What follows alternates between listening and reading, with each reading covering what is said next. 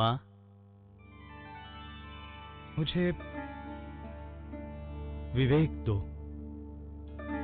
वैराग्य दो, ज्ञान दो, भक्ति दो, जिससे मैं तुम्हारा अबाध दर्शन नित्य प्राप्त कर सकूं।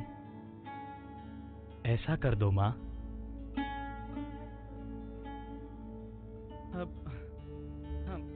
क्यों रे?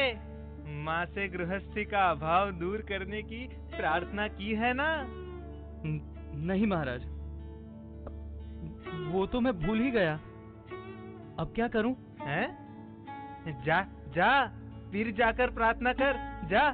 हाँ जी।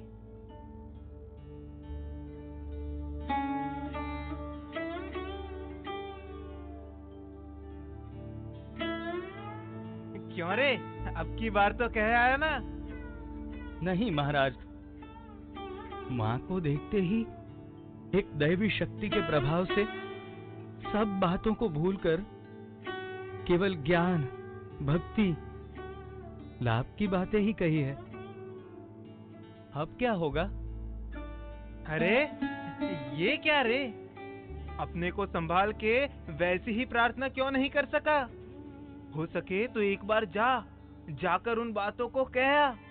जा, जल्दी जा, जा। जी, ये कैसी तुच्छ बात मैं माँ से कहने आया हूं। आज माँ के ऐसे अद्भुत दर्शन हुए हैं और मैं ऐसी मूर्खता की बात करूं। ये तो ऐसा ही हुआ ना कि राजा की प्रसन्नता प्राप्त करने के बाद उनसे कद्दू कौड़ा मांगना। माँ, मैं और कुछ नहीं मांगता। मुझे केवल ज्ञान और भक्ति दो माँ, ज्ञान और भक्ति दो। ये निश्चय ही ठाकुर की लीला है। नहीं तो 3 बार मैं माँ के पास जाकर कुछ नहीं कह सका। ठाकुर, आपने ही मुझे भुला दिया था। अब आपको ही कहना होगा, जिससे मेरे परिवारजनों को अन्न वस्त्र का कष्ट ना हो। कहिए। अरे मैं तो वैसी प्रार्थना किसी के लिए कभी नहीं कर सकता। मेरे मुख से तो वैसी बातें निकलती ही नहीं है। तुझे कह दिया कि माँ से जो कुछ मांगेगा वही पाएगा। अब तू नहीं मांग सका, तेरे भाग्य में संसार सुख नहीं है, तो मैं क्या करूं? ये नहीं चलेगा महाराज, आपको मेरे लिए वो बात कहनी पड़ेगी। मुझे दृढ़ विश्वास है कि आपके कहने से ही उन लोगों के सारे अभावों की पूर्ति हो जाएगी। आपको कहना ही होगा, मतलब कहना ही होगा। अच्छा जा, उनको अन्न वस्त्र का अभाव नहीं रहेगा। ठाकुर, माँ का गाना सिखा दीजिए ना। अच्छा ठीक है। तू भी ना एकदम पागल है। अच्छा सुन।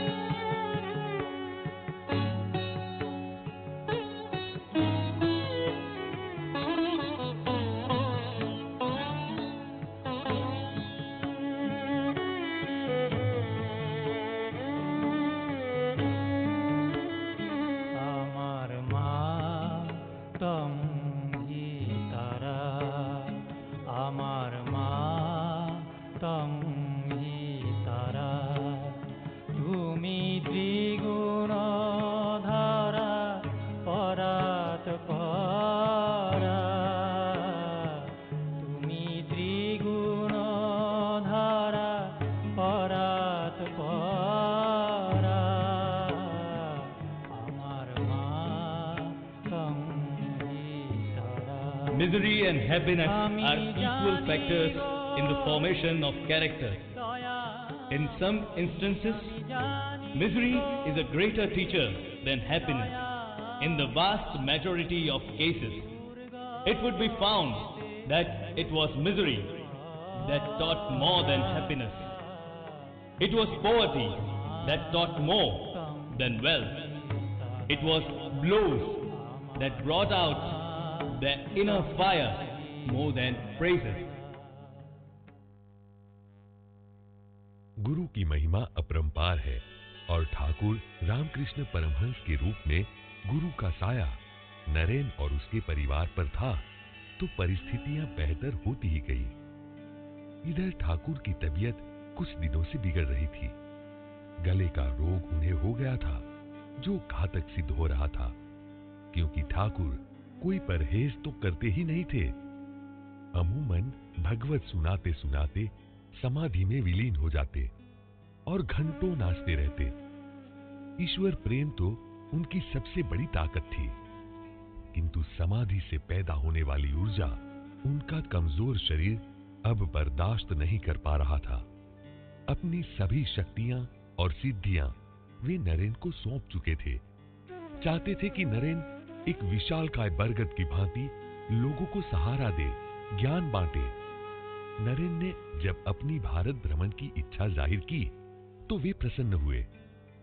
16 अगस्त 1886 की रात नरेन के कानों में महाकाली का नाम लेकर वे महासमाधि में लीन हो गए। इधर नरेन ने गुरु मां शारदा देवी की आज्ञा लेकर संन्यास धारण किया और परिव्राजक के रूप में भारत भ्रमण को निकल पड़े। ठाकुर की आज्ञा का पालन करते हुए नरेन ने सभी गुरु बंधुओं को एकत्रित किया और 12 नगर मठ की स्थापना की और सभी वहां सन्यासियों की तरह रहने लगे। नरेन ये चाहते थे कि सभी गुरु भाई यात्रा पर निकले और अलग अलग यात्रा धामों पर जाएं और संत महात्माओं से मिले। वे स्वयं भी भारत भ्रमण करना चाहते थे और अब जब वे गुरु मां शारदा देवी के पास आज्ञा लेने गए तो उन्होंने कहा कि तुम अपनी माता भुवनेश्वरी देवी की आज्ञा लो। नरेन का जवाब इस पर यह था कि अब आप ही मेरी माता हैं और आप ही मुझे आज्ञा दे सकती हैं। सन 1887 के जनवरी महीने में नरेन ने संन्यास धारण कर स्वामी विविदिशानंद नाम ग्रहण किया था। परिव्राजक के रूप में भारत का भ्रमण करने के दिनों में वे अपना परिचय गुप्त रखने के लिए अलग अलग नामों का सहारा लेते थे। सन 1888 के अगस्त महीने में वे अयोध्या होते हुए वृंदावन गए। शुरू में बाहर जाने से पहले वे हर बार कहते, यह अंतिम, अब नहीं लौटूंगा। लेकिन हर बार किसी न किसी कारण से न चाहते हुए भी मठ में वापस लौटना पड़ता था। इसके बाद सन 1891 में वे जिस लंबी यात्रा पर बाहर निकले उससे वापस लौटना 1897 में यानी 6 सालों के बाद ही संभव हुआ। रास्ते में उनके साथ कई अजीब घटनाएं घटी। स्वामी जी के जीवन आई कई परिस्थितियों ने उन्हें ईश्वर और उनकी उपासना के विषय में आत्ममंथन करने के लिए प्रेरित किया। बचपन में स्वामी जी मूर्ति को सामने रख ध्यान करते थे। ब्रह्म समाज के संपर्क में आते ही उन्होंने मूर्ति पूजा का त्याग किया और निराकार का ध्यान करने लगे। पर उन्हें ईश्वर उपासना के विषय में सच्चा ज्ञान तो दक्षिणेश्वर में मां काली का साक्षात्कार होने से प्राप्त हुआ और मूर्ति पूजा के विषय में विचार तब स्पष्ट रूप से बाहर आए जब वे अलवर में थे। और हुआ यूं कि धीरे धीरे अलवर के राजा मंगल सिंह के दीवान मेजर रामचंद्र के कानों में यह समाचार पहुंचा कि शहर में एक विशेष महात्मा का आगमन हुआ है। मेजर तुरंत ही स्वामी जी को मिले, उनसे बातचीत की और समझ गए कि स्वामी जी एक बड़े विद्वान, मेधावी और अनुभूति संपन्न महायोगी है। मेजर समझ गए कि स्वामी जी को राजा से मिलाना चाहिए ताकि अंग्रेजी हाव भाव से ग्रसित महाराजा की बुद्धि बदल सकती है। ये सोचकर उन्होंने महाराजा को संदेशा भेजा कि एक साधु आए हैं और वे अंग्रेजी के महापंडित हैं। ये बात सुनकर महाराज स्वामी जी से मिलने बड़े आतुर हो गए। राजा ने स्वामी जी को अपने राजभवन में आमंत्रित किया।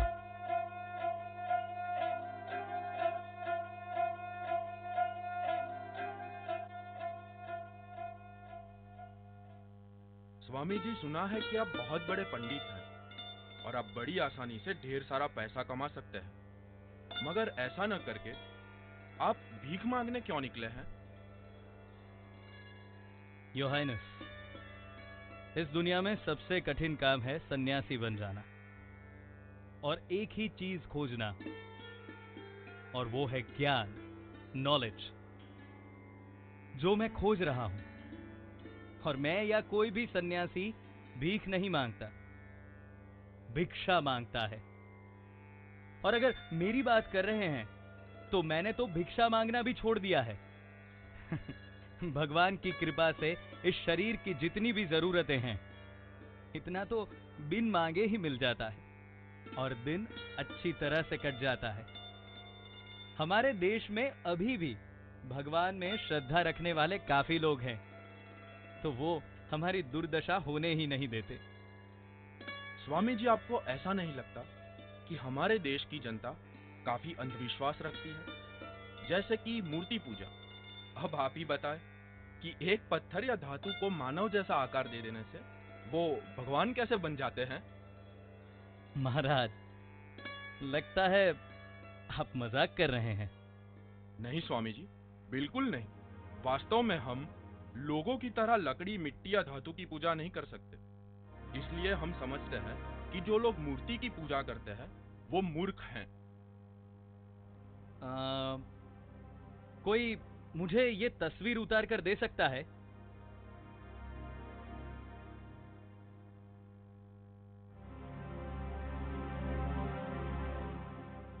हाँ, धन्यवाद।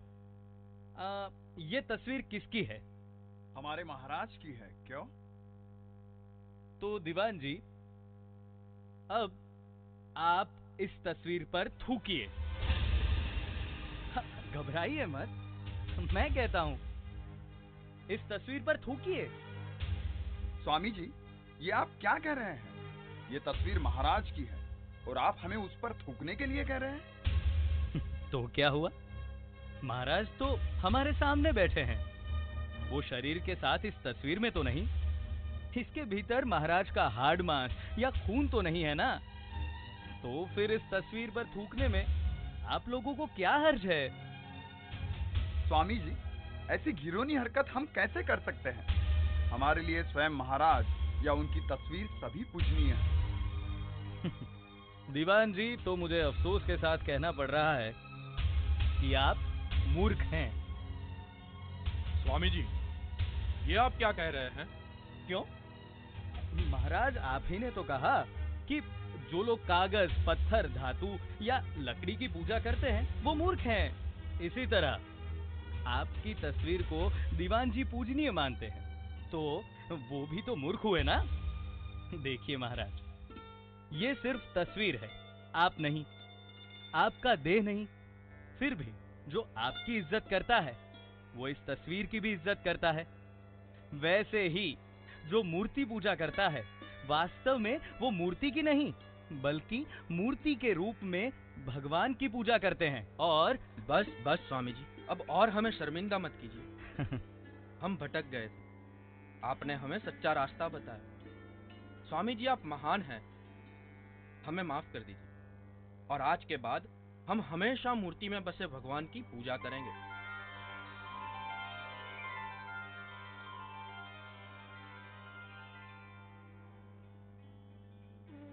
स्वामी जी अलवर से जयपुर, जयपुर से अजमेर होते हुए माउंट आबू पर पहुंचे। वहां एक चंपा नामक गुफा में रहने लगे। आते जाते लोग उनके दर्शन करने आने लगे। एक मुसलमान वकील भी बार बार स्वामी जी के साथ कुरान पर चर्चा करने आते थे। वकील साहब के अनुरोध पर स्वामी जी उनके घर जाकर रहने लगे। इससे साबित होता है कि स्वामी जी का स्वभाव कितना उदार था और लोग क्या कहेंगे, इन बातों से स्वामी जी कितने ऊपर उठ चुके थे।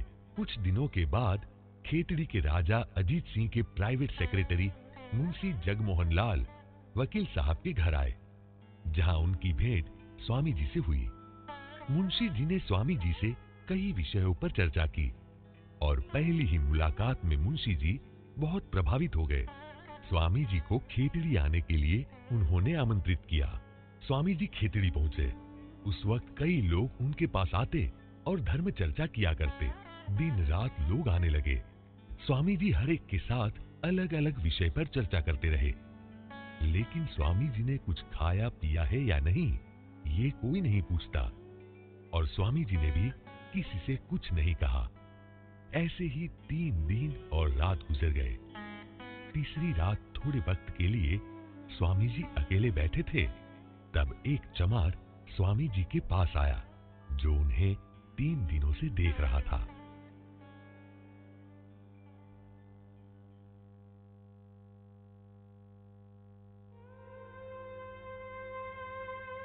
प्रणाम महाराज।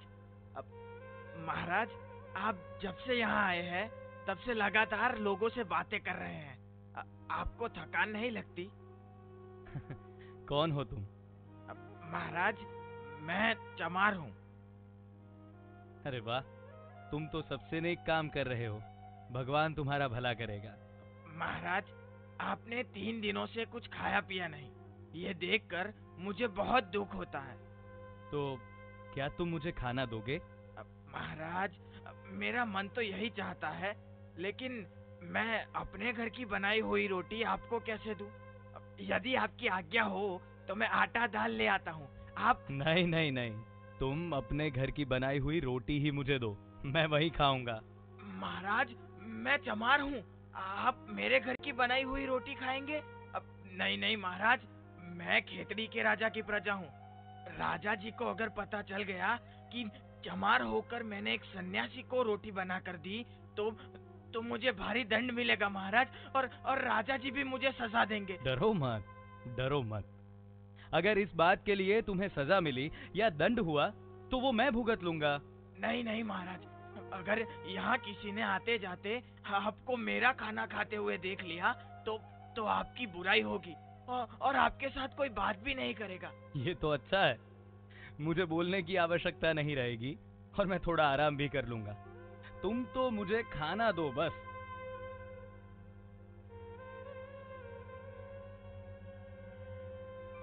अरे अरे भाई, यहाँ आओ आओ। हाँ, मेरे पास बैठो। बैठो, हम साथ ही खाना खाएंगे। घबराओ मत, मेरे लिए तुम मेरे भगवान के भेजे हुए दूत हो। मेरे साथ बैठो, तुम भी मेरे साथ ही खाना खाओ। बैठो। हाँ, चलो चलो शुरू हो जाओ।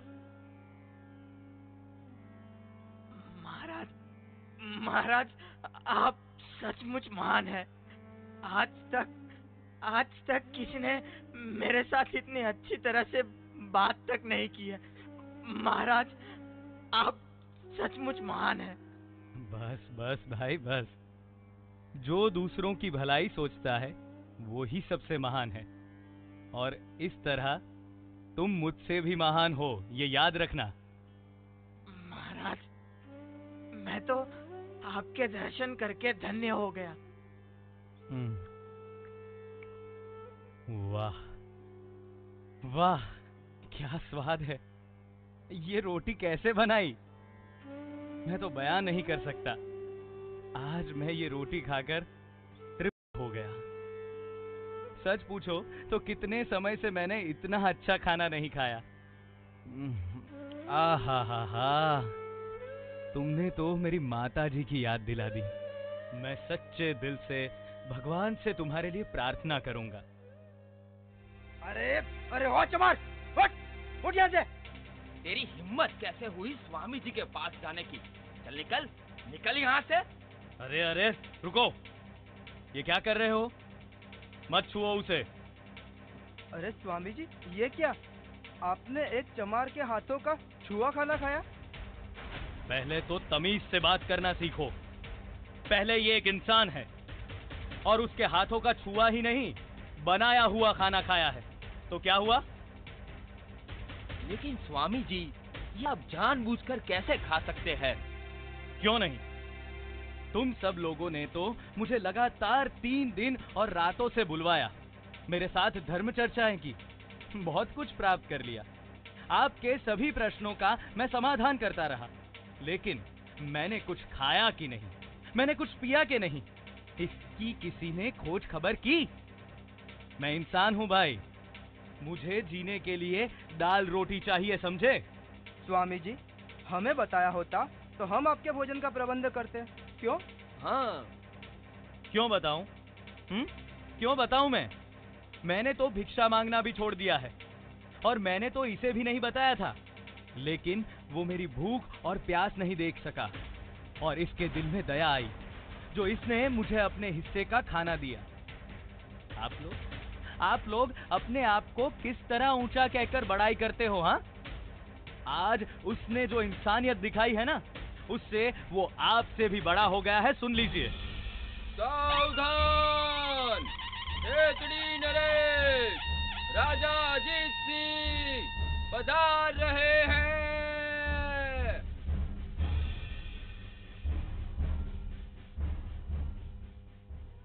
प्रणाम स्वामी जी। नारायण। खेतड़ी नरेश, उठिए उठिए राजन। ये क्या स्वामी जी, हमने सुना कि आप 3 दिनों से स्टेशन पर रह रहे हैं। कितनी असुविधा हुई होगी आपको। स्वामी जी, कृपा करके। इस चमान ने अपने हाथों का बनाया हुआ खाना स्वामी जी को खिलाया। शिव शिव शिव शिव शिव, इसे दंड मिलना चाहिए। महाराज, दंड तो अवश्य मिलना चाहिए, मगर आपके दंड का अधिकारी कौन है? वो जिन्होंने मेरे साथ 3 दिन और रातों तक बातें करके मुझे भूखा प्यासा रखा, या जिसने मेरी दुर्दशा देखकर मुझे खाना दिया? बताइए। महाराज, आप 3 दिन से भूखे प्यासे हैं। आपकी ऐसी दुर्दशा किसने की? उसे दंड दिया जाए। तो महाराज, इस चमार को दंड नहीं मिलना चाहिए, क्योंकि इसने तो मुझे खाना दिया है। मेरा अनुरोध है कि आप इसको योग्य पुरस्कार दें। महाराज, मनुष्य कर्म से महान बनता है, जन्म से नहीं। स्वामी जी, मैं आपकी बात से सहमत हूं। दीवान जी। जी महाराज। इसे योग्य पुरस्कार दिया जाए, और आज से तुम स्टेशन पर नहीं, लेकिन राज दरबार में काम करोगे।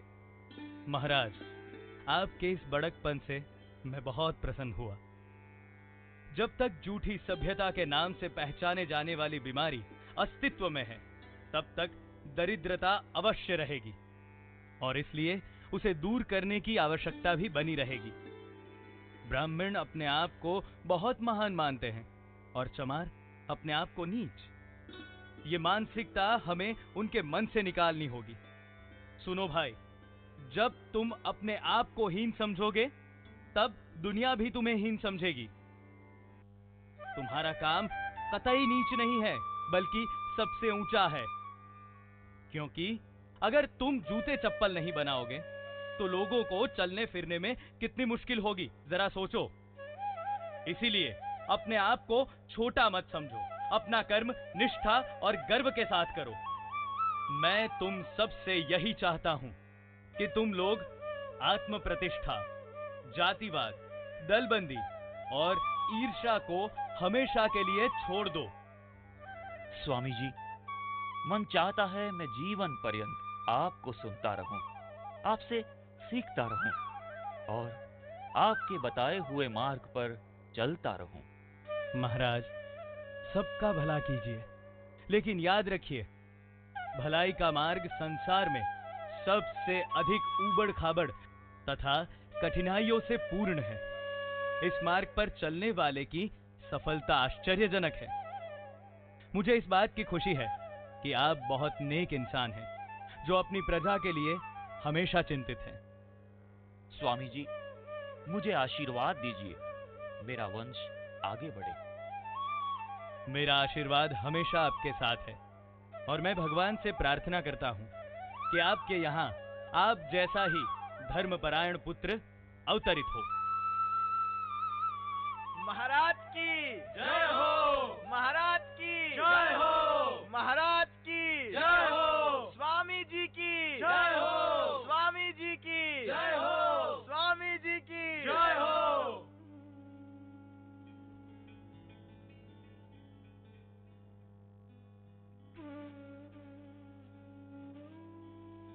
Say the ignorant Indian, the poor and destitute Indian, the Brahmin Indian, the Pariah Indian is my brother. ये थे स्वामी जी के उद्गार, इस परिव्राजक समय में उन्होंने लोगों की ऐसी हालत देखी जिससे वे बहुत दुखी हुए। इतनी आध्यात्मिकता होने के बावजूद भारत इतना पीछे क्यों रह गया? इस बात का कारण वे जान गए और इसीलिए उन्होंने सोचा कि उन्हें ऐसे लोगों से मिलना है और देश को आगे ले जाने के लिए राजा महाराजाओं से मिलकर उनके दिमाग में पिछड़ों और गरीबों के उद्धार का सद्विचार डालना है, ताकि ये लोग गरीबों और नारियों का उद्धार करने के लिए कुछ ठोस कदम उठाएं। खेतड़ी से स्वामी जी गुजरात गए। परिव्राजकता में सबसे ज्यादा समय उन्होंने गुजरात में बिताया। एक दिन स्वामी जी को सपने में अमेरिका जाने के लिए ईश्वर का निर्देश मिला, लेकिन तब तक भी पैसे का कोई इंतजाम नहीं हुआ था। मद्रास में भक्तगण दोबारा से चंदा इकट्ठा करना शुरू कर चुके थे। इसी उद्देश्य से कोई कोई मैसूर, रामनाद और हैदराबाद भी गए।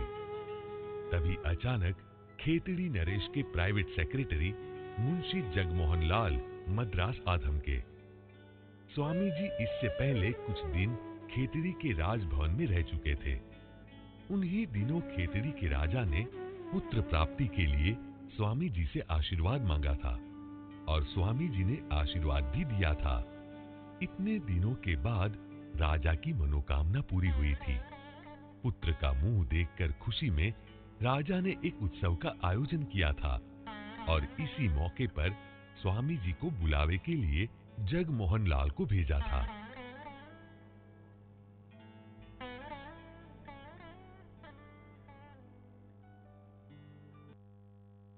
संगीत शुरू किया जाए। क्या हुआ स्वामी जी? महाराज, मुझे अनुमति दीजिए। अरे एक गाना सुनकर जाइए, ये बहुत मशहूर नर्तकी है। महाराज जरा तो सोचिए, ये एक नाचने गाने वाली है और मैं सन्यासी। मैं यहां नहीं रुक सकता, मुझे अनुमति दे।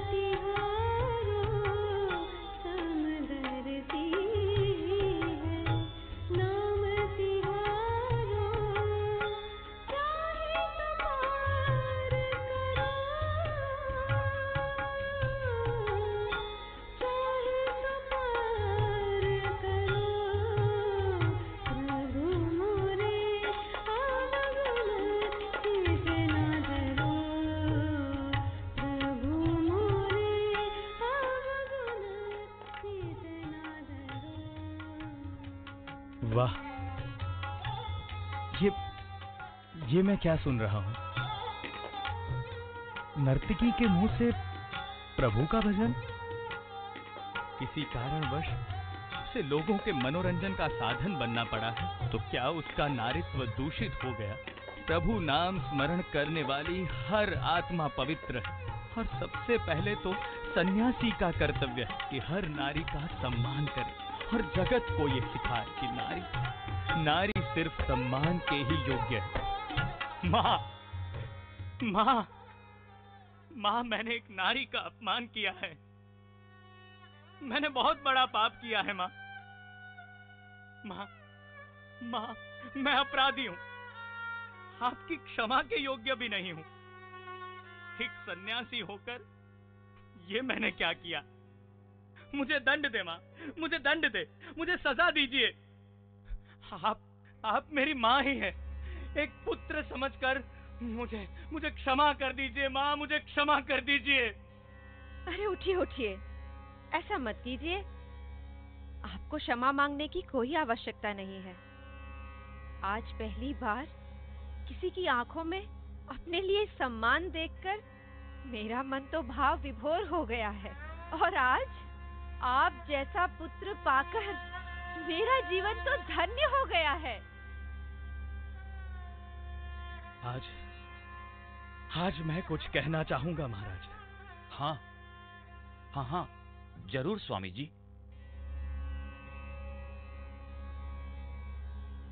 स्त्रियों की अवस्था को बिना सुधारे जगत के कल्याण की कोई संभावना नहीं है। हिंदू स्त्रियां बहुत ही आध्यात्मिक और धार्मिक होती हैं। आदर्श स्त्रीत्व का अर्थ स्त्री की पूर्ण स्वाधीनता है, और स्वाधीनता तभी मिलेगी जब नारियों को सही शिक्षा दी जाएगी। महाराज, स्त्रियों के लिए शिक्षा केंद्र बनाने होंगे। उनकी वर्तमान दशा को सुधार कर समाज में सम्मान दिलाना होगा, क्योंकि कोई भी देश तभी प्रगति कर सकता है जब वहां स्त्रियों का सम्मान हो। खेतड़ी के राजा अजित सिंह ने स्वामी जी के अमेरिका जाने का पूरा इंतजाम कर दिया, और किसी भी तरह की परेशानी ना हो इसीलिए स्वामी जी के साथ मुंशी जी को भी मुंबई जाने के लिए भेज दिया। राजा की बात का स्वीकार करके ही अब उन्होंने अपना नाम स्वामी विवेकानंद धारण किया। मुंबई में मद्रास से भी भक्तगण स्वामी जी को मिलने आए थे। उन सब की विदाई लेके स्वामी जी ने अपनी यात्रा शुरू की। ईश्वर इच्छा से सारी व्यवस्था हो जाने पर स्वामी जी सानंद और निश्चित मन से शिकागो आ पहुंचे। स्वामी जी के हृदय में तब एक नए उत्साह का संचार हुआ। अब इस विषय में उन्हें कोई संदेह नहीं रह गया था कि भगवान ही उनका हाथ पकड़कर ले चल रहे हैं। अतः अपनी सफलता के बारे में निश्चिंत होकर वे एक ऋषि की दृष्टि से भविष्य की ओर देखते रहे। श्रीमती हेल के साथ वे महासभा के कार्यालय में पहुंचे। वहां उन्होंने प्राध्यापक राइट का दिया हुआ परिचय पत्र दिखाया और बिना कुछ कहे सुने ही प्रतिनिधि के रूप में स्वीकृत हुए। 11 सितंबर 1893 Monday morning 10 AM hall of Columbus art institute Chicago, United states of America. धर्म महासभा का अधिवेशन।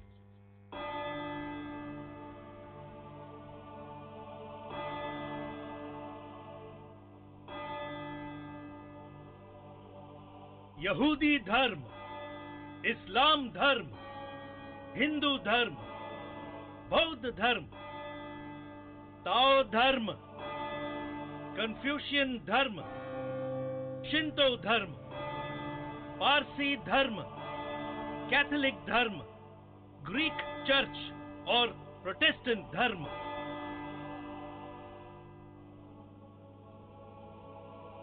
हे हमारे स्वर्ग में रहने वाले पिता, आपके नाम की जय जयकार हो।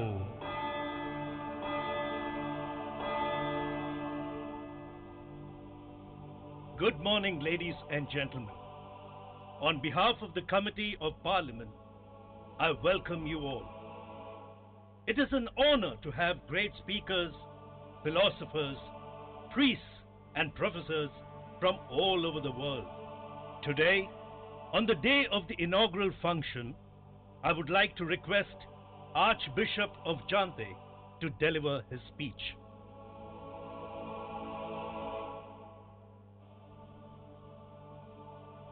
थैंक यू मिस्टर वानी। संपूर्ण मानव जाति के सृष्टा एक है, अतः वे एक भगवान ही सबके पिता है। मैं अपने दोनों हाथ उठाकर प्रीतिपूर्ण हृदय से संयुक्त राज्य अमेरिका के सुखी और गौरवशाली नागरिकों को आशीर्वाद करता हूँ।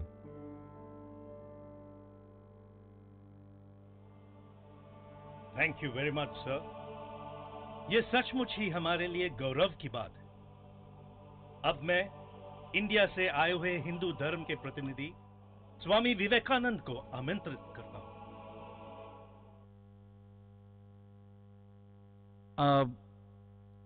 अभी नहीं, बाद में। ओके, माफ कीजिएगा, स्वामी तैयार नहीं है।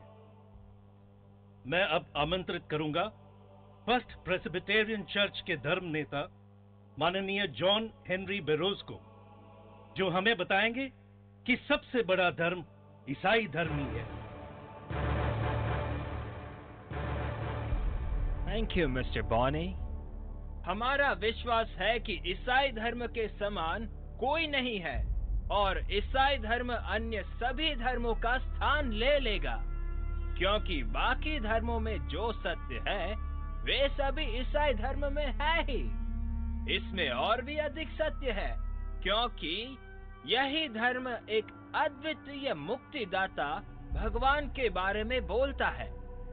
यह सत्य है कि प्रकाश के साथ अंधकार की मित्रता संभव नहीं, परंतु अभय आलोक के साथ उसका साहचर्य अवश्य हो सकता है। ऐसा कोई भी देश नहीं जहां भगवान यीशु ने अपने संदेश का प्रचार न किया हो, और जिन्होंने क्रॉस के पूर्ण आलोक की उपलब्धि कर ली है, उन्हें चाहिए कि वे आभ्यालोक में भटकने वालों के प्रति भ्रातृभाव का पोषण करें। यानी ईसाई धर्म सर्वश्रेष्ठ है। धन्यवाद।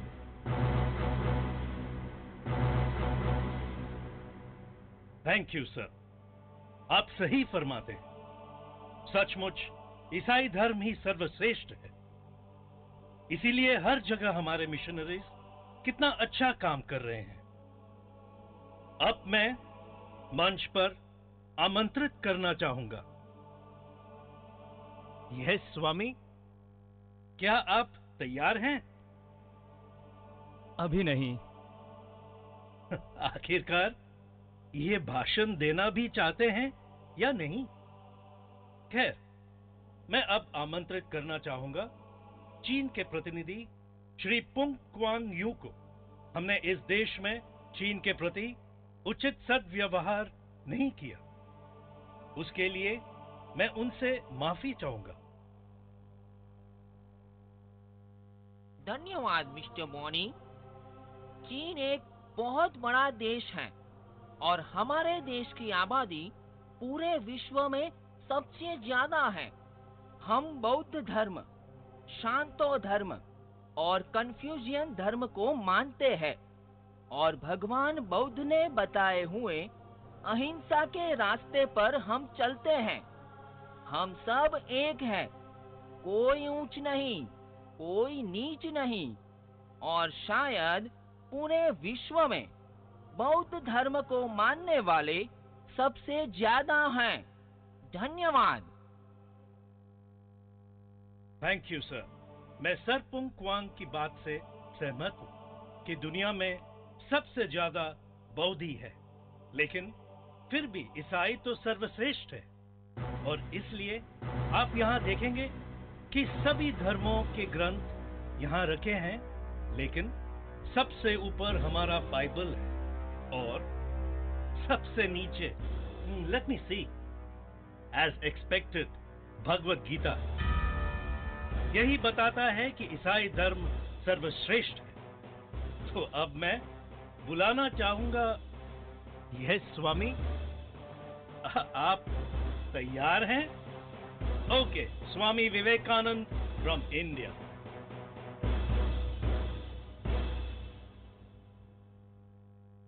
Sisters and brothers of America,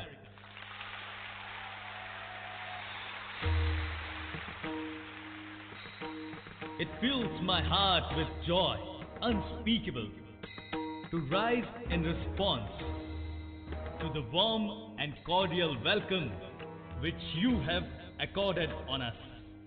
I thank you in the name of the most ancient order of monks in the world. I thank you in the name of the mother of all religions, and I thank you in the name of millions and millions of Hindu people of all classes and sects. मुझे ऐसे धर्मावलंबी होने का गौरव है जिसने संसार को सहिष्णुता तथा सब धर्मों की मान्यता प्रदान करने की शिक्षा दी। हम लोग सब धर्मों के प्रति केवल सहिष्णुता में ही विश्वास नहीं करते, वरन समस्त धर्मों को सच्चा मानकर ग्रहण करते हैं।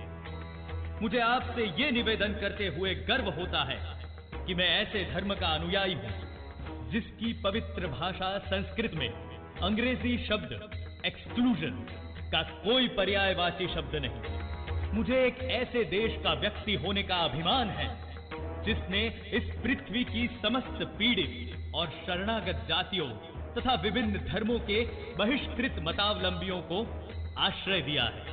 जैसे कि ईसाई, यहूदी और पारसियों को न केवल भारत ने शरण दी है बल्कि अपने समाज का हिस्सा भी बनाया है। ये सभा जो संसार की अब तक की सर्वश्रेष्ठ सभाओं में से एक है, जगत के लिए गीता के उस अद्भुत उपदेश की घोषणा एवं विज्ञापन है जो हमें बतलाता है, ये यथा माम प्रबध्यन्ते तान् तथैव भजाम्यहम्, मम वर्त्मानुवर्तन्ते मनुष्याः पार्थ सर्वशः। जो कोई मेरी ओर आता है, चाहे किसी भी प्रकार से हो, मैं उसको प्राप्त होता हूं। लोग भिन्न भिन्न मार्ग द्वारा प्रयत्न करते हुए अंत में मेरी ही ओर आते हैं। Mr Bonnie. Yes Swami. Could you please bring the Bhagavad Gita to me? Oh, sure. But wait a minute. Mr. Bonney, there is a condition. Bring Bhagavad Gita without touching or disturbing any other holy book. But how is it possible? देखिए, मैं यही बात अब समझाना चाहता हूं कि सभी धर्मों का मूल भगवत गीता है।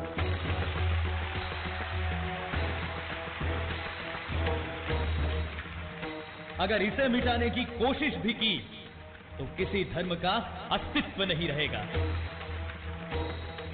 हिंदू धर्म इतना पूर्ण है कि उस पर मैं अभिमान कर सकता हूं, लेकिन फिर भी किसी ईसाई को हिंदू बनाना नहीं चाहूंगा। और इसी प्रकार मैं बाकी सबसे निवेदन करूंगा कि धर्म परिवर्तन का ये मलिन कार्य बंद करें। हमें धर्म मत सिखाइए, क्योंकि भारत के पास धर्म का कोई अभाव नहीं है। और अंत में मैं पूर्ण आशा करता हूं कि जो घंटे आज सुबह इस सभा के सम्मान में बजाए गए हैं, वे समस्त कटुताओं, सांप्रदायिकता और किसी भी प्रकार के अत्याचार के लिए मृत्युनाद ही सिद्ध होंगे।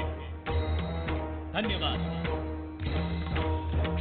वंदे मातरम, वंदे मातरम।